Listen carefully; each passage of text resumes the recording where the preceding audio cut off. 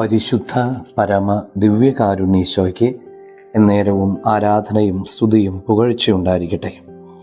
ഇന്ന് നവംബർ മാസം 2-ാം തീയതി ഞായറാഴ്ച. പുതിയൊരു ദിവസം നൽകിയ തമ്പുരാന് നന്ദി പറയാം. അവിടത്തേക്ക് പ്രതിഷ്ഠിതമായിരിക്കുന്ന ഈ ദിവസം ഏറ്റവും സന്തോഷത്തോടെ നമുക്ക് അവിടുത്തെ ആരാധിക്കാം. മത്തായി സുവിശേഷം 16-ാം അധ്യായം 15-ാം വചനം ധ്യാനിക്കാം. അവൻ അവരോട് ചോദിച്ചു, എന്നാൽ ഞാൻ ആരെന്നാണ് നിങ്ങൾ പറയുന്നത്? പത്രോസ്ലീഹായുടെ വിശ്വാസ പ്രഖ്യാപനമാണ് ഇന്നത്തെ വചന പശ്ചാത്തലം. ഇന്ന് നമ്മുടെയും വിശ്വാസ പ്രഖ്യാപനത്തിൻ്റെ ദിവസമാകട്ടെ. ഒരു പേഴ്സണൽ ക്രിസ്തു അനുഭവം സ്വന്തമാക്കാൻ സാധിച്ചിട്ടുള്ളവർക്കേ ചങ്കൂറ്റത്തോടെ ക്രിസ്തുവിനെ ഏറ്റുപറയാൻ സാധിക്കൂ. തോമാസ്ലീഹായെ പോലെ ഒരു ക്രിസ്തു അനുഭവത്തിന് വേണ്ടി വാശി പിടിക്കാൻ നമുക്കാകട്ടെ.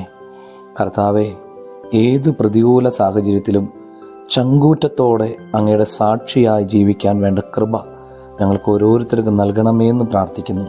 എല്ലാവർക്കും നല്ലൊരു ഞായറാഴ്ച ആശംസിക്കുന്നു. നമ്മുടെ കർത്താവ് ഈശോ മിശിഹായുടെ കൃപയും പിതാവിൻ്റെ സ്നേഹവും പരിശുദ്ധാത്മാവിൻ്റെ സഹവാസം ഉണ്ടാകട്ടെ, ഇപ്പോഴും എപ്പോഴും എന്നേക്കും. ആമേൻ.